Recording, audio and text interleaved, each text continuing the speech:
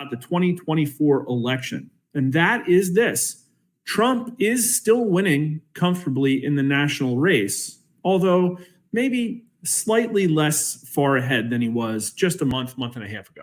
And that's what we're going to be covering today, an in-depth look at the crosstabs of our latest weekly 2024 election matchup numbers. But before we do, if you think all of the sudden that this race is running away from Trump, then you're probably the victim of an info op, one that unfortunately seems to have been very successful on many people. So let's talk a little bit more about that. This is the Real Clear Politics polling aggregate, and you should trust these people because they try and maintain standards in the polls that they put into the aggregate. And as you can see, like our polling showed, Trump was beating Biden pretty much at every point in time, going all the way back to October 2023. Now, I will say the accuracy of polls is a little bit looser this far out, October, November, December, January, from an election. And our polls did show in most cases Trump winning from 5 to 10 points. What I will say is that many mainstream polling organizations had a similar Trump lead as we did. So a lot of this time, Joe Biden had a really bad January. A lot of this time, Trump was winning. But if you see here around sort of the March time period, this is where there was a pretty big media push to paint Joe Biden as a success after his State of the Union speech. But you can see that was also pretty unsuccessful. There's probably a bunch of reasons why, not least of which is issues with his health and mental capacity. But he kind of stuck to this Trump plus 1 to 1.5 range until all of a sudden the debate happened. And it's almost like the entire polling industry turned on Joe Biden at once. But what I really want to show you is by going to the 3-month scale, this period here, Donald Trump was beating Joe Biden by 3 to 3.5 points. On July 15th, we put out a large 2,500 result likely voter national poll that had Trump plus 3, the exact same number as the aggregate. And that's because other pollsters, other corporate pollsters in the aggregate also showed that Trump was winning. Now, think back to all of the polling we've put out in the last couple of years. In not one single poll has Kamala Harris been more likable than Joe Biden, done better in a matchup than Joe Biden, or even was perceived to be more competent than Joe Biden. So in our opinion, if you switch the candidates, I would expect to see something like a Trump plus 3 or 4 lead. And what I have to tell you today is that Trump is winning the race right now by 3 to 4 points, and we're going to get into that. But what is happening now, if we go to the Trump plus Harris numbers, is that the aggregate has swung 4 points left. There is a sea of blue here where there was not one in the Trump versus Biden races. And that makes absolutely no sense to us because, again, Kamala Harris is a worse candidate than Joe Biden. Joe Biden sailed to a presidency based on a massive history of public service and perceived competence. So why did this happen? Well, I can tell you our numbers here are still holding up the aggregate. There's a few other pollsters showing Trump winning. But in my opinion, the real issue is this. All of a sudden, a week after Kamala Harris got anointed, the polling industry got super uninterested in figuring out the state of the race. Everybody tripped all over themselves to poll between July 21st, when she was selected, and August 4th. There were a ton of polls and about as many polls as there were through most of June and July. We're talking about, 8 to 13, 14 polls. Now, all of a sudden, and I will say that this chart was produced on the 14th. There have been another poll or two. But basically, in the last 2 weeks here, week and a half, there's been like 3 or 4 non-Rasmussen reports, national general.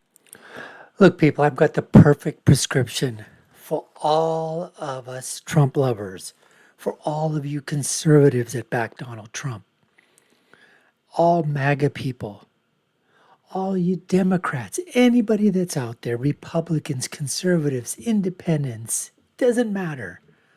This is why I wanted to bring you this video by Rasmussen Reports, because they are absolutely spot on. They're not paid by anybody.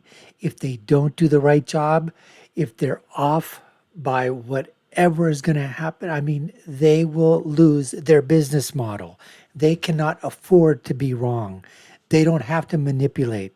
So what we need to do right now is everybody, right now, collectively, all right, let's do some breathing exercises. Let's chill down.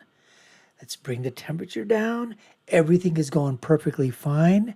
There's a huge psyops operation, that's happening by the liberal media, by the liberal press, by the liberal pollsters that are out there.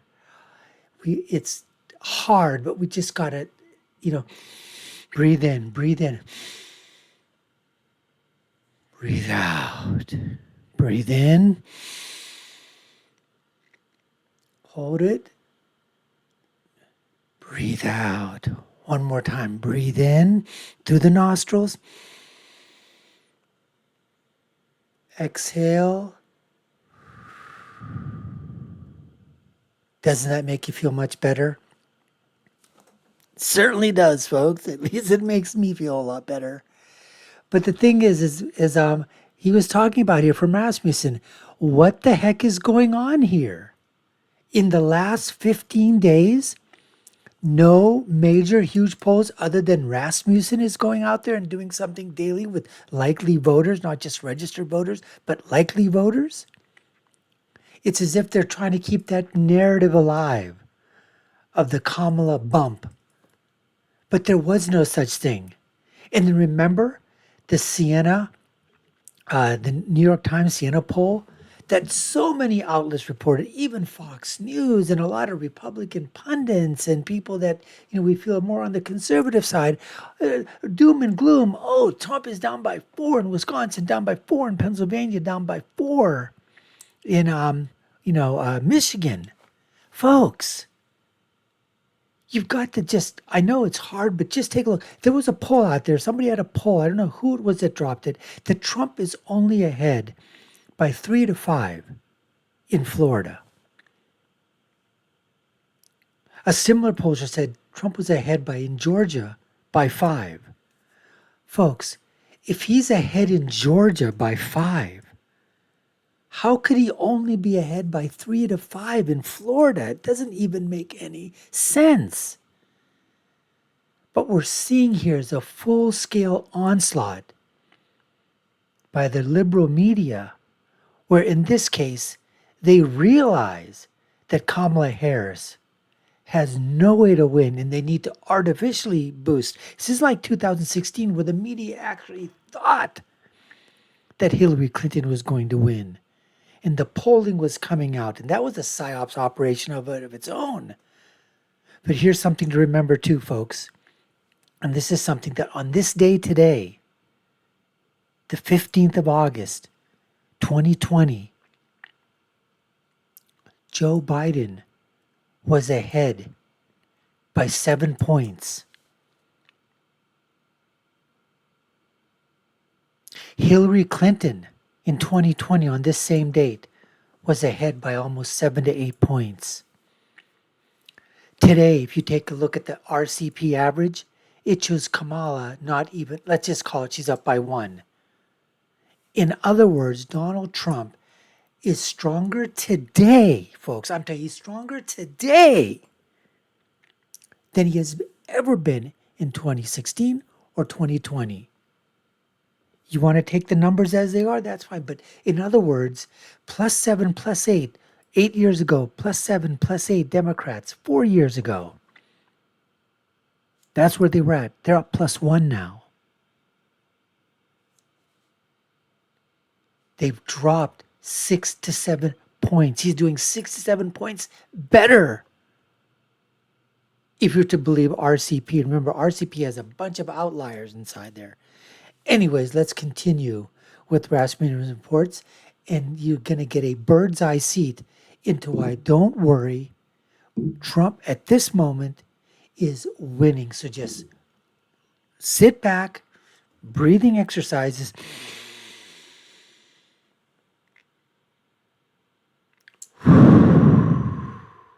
and watch the rest. Let's go.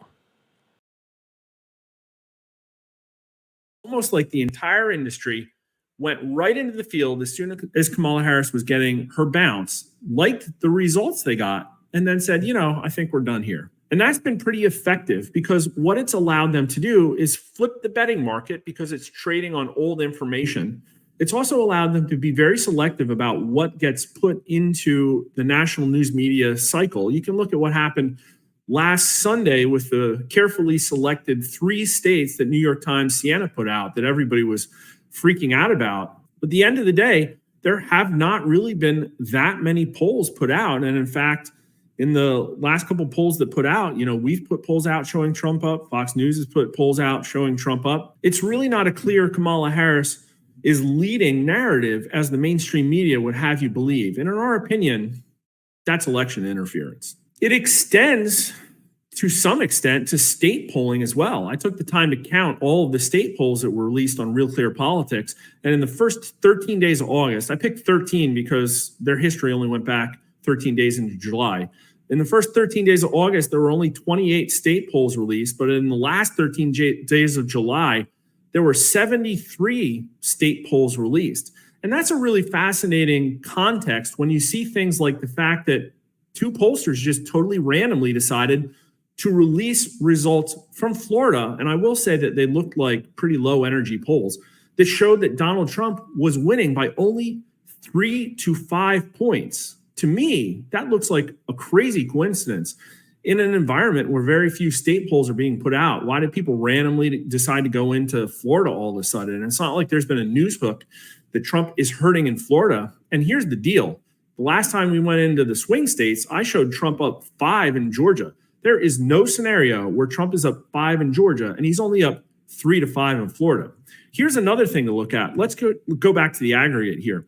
If Harris is really leading by 1 point, which she is not, compare that to where Joe Biden was doing 4 years ago. Joe Biden was up 8. So that means Harris is doing 7 points worse nationally in all of the polls. In what scenario did Florida elect Donald Trump with like 4 to 5 points 4 years ago and then go on to elect Ron DeSantis in like an upper double digits margin? And now with Harris doing 7 points worse nationally, she's somehow competitive in Florida. That 7 points represents millions and millions of people across the country changing their mind from Democrat to Republican. Where are those people if they're not in Florida? They're definitely in Florida, as all of the increased Republican voter registration headlines would have you believe. Now, before we get into the crosstabs, here is a quick look at our overnight data results updated for last night's responses. And as you can see, Donald Trump has settled into a 3 to 4 point lead. Kamala Harris had a bounce. It's faded a little bit, but what is more accurate to say is that Donald Trump's numbers got a little bit shook and he has reverted back to the mean of where he was before. And let me tell you, this is a lot of polling results, and we are the only polling organization that's actually going to show you how the sausage is made. You are not going to get all the nightly data results from New York Times, Siena, from Pew, from Cook, who is out there releasing polls that have data that's 2 weeks old. Seriously, what is going on there? That is pretty questionable. But here are the crosstabs. Almost 1,900 U.S. likely voters conducted starting last Thursday and going all the way up and until Wednesday night. Here's the two-way matchup. Donald Trump is beating Kamala Harris 49 to 45. And if you look at the rounding, it's actually almost exactly 4 points. Trump is actually winning among women and doing a little bit worse among men in the sample, but it goes back and forth. He's winning among Kamala. He's winning over Kamala Harris by 6 points among men. He's up 2 points among women. Slightly down among 18 to 39-year-olds, which is about where he's been. Doing very well amongst middle-aged voters. Again, normal. And Kamala Harris is most competitive among older voters. Donald Trump is winning pretty big among white voters, 12 points. Now, these black numbers have really sort of lasered in on about a 25 to 30% range. And, we are not tuning specifically to get what we think is an accurate black voter result. So maybe we'll be a little off from this, but if Donald Trump gets anything north of 20, that's really bad for Democrats. Kamala Harris is only getting 2/3 of the black vote. Donald Trump's doing a little bit tighter with Hispanic voters in this sample, but he's still up by 2. But here are the party numbers. And Donald Trump, again, has a crossover advantage over Kamala Harris, although it's not as big as it has been. This is a 73-point lead among Republicans, but Kamala Harris has, 68-point lead among Democrats. I will say one of the main ways that we appear to differ from some of the other recent polls is that we do not show the surge in enthusiasm, at least recently in the last week or so, that other pollsters have seen. And we got to a point where Trump and Harris were at parity within their party, but Harris has faded somewhat. Donald Trump is winning independent voters by 9 points. And this is another place where we vary quite a bit from some of the recent Harris leading polls. I think Emerson had Kamala Harris beating Trump among independents. I will say in 2020, Joe Biden won independents by a lower double-digit margin, but also in our polling, Joe Biden won independents by a lower double-digit. I mean, we're pretty spot on with independents.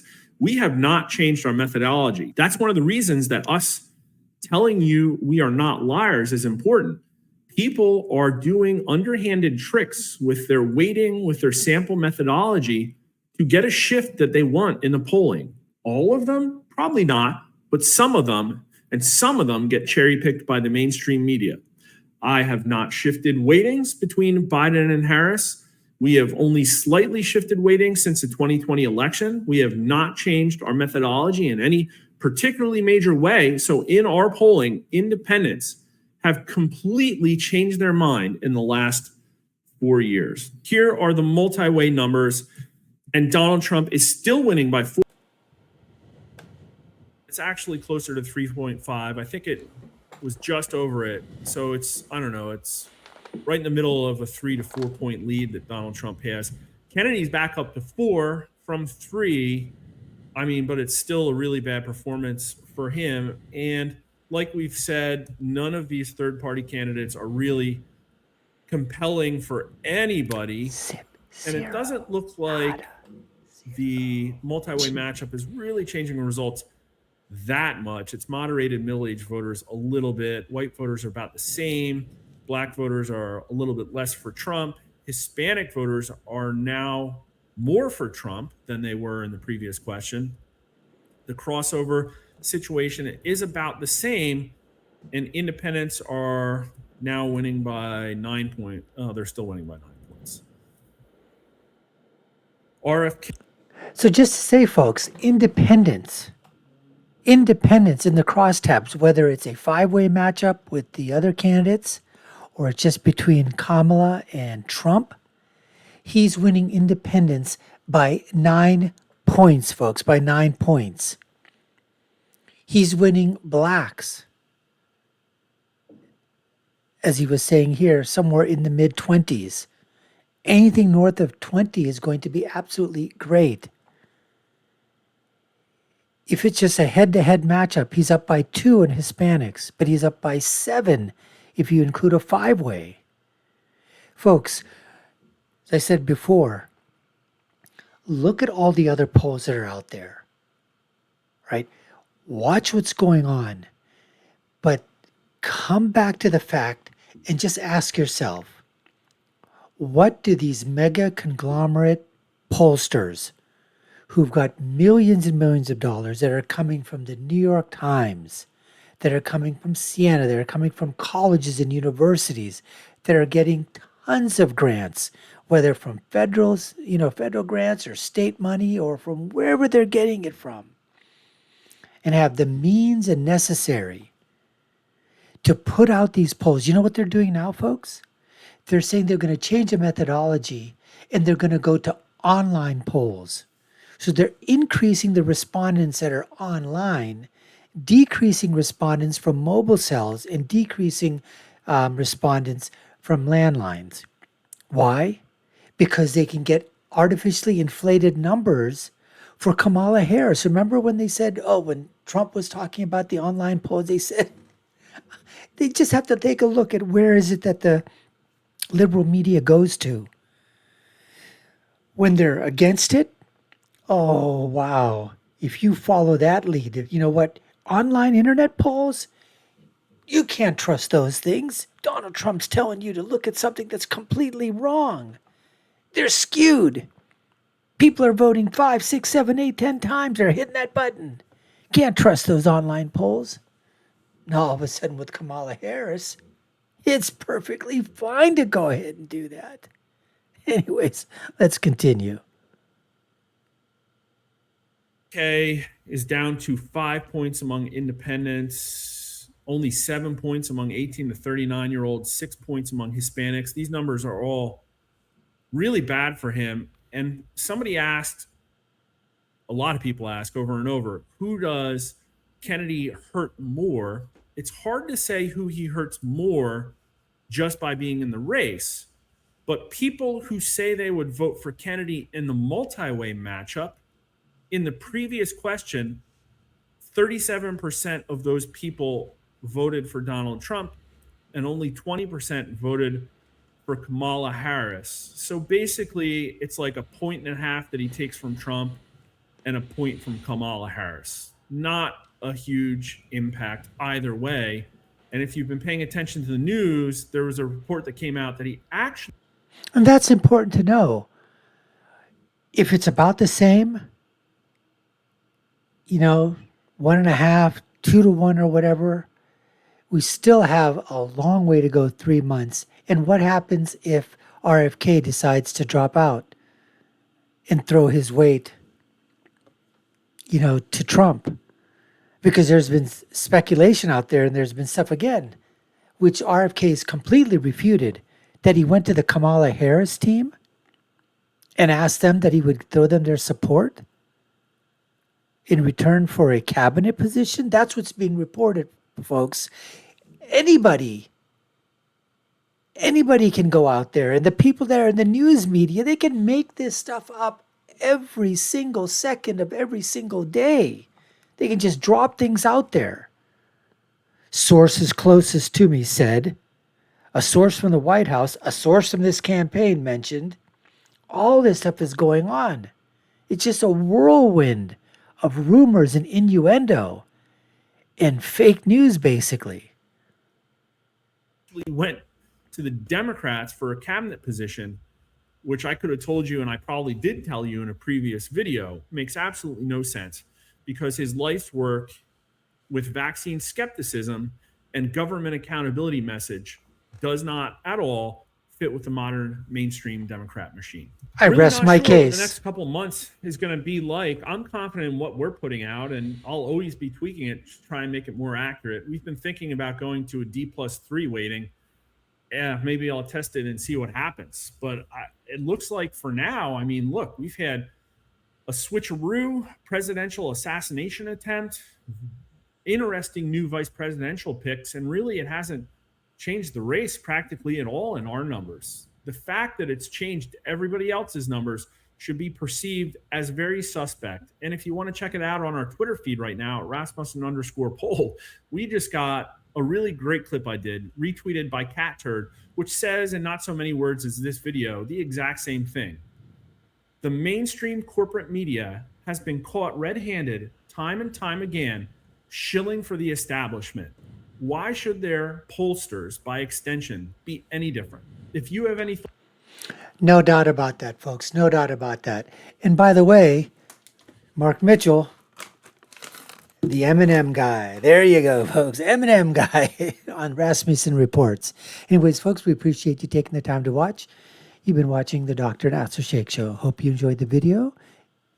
Give it a thumbs up, subscribe to the channel. You all know what to do. My final thought is always, when you're right, you're right. And when you're left, you're wrong. Until next time, folks, take care and stay safe.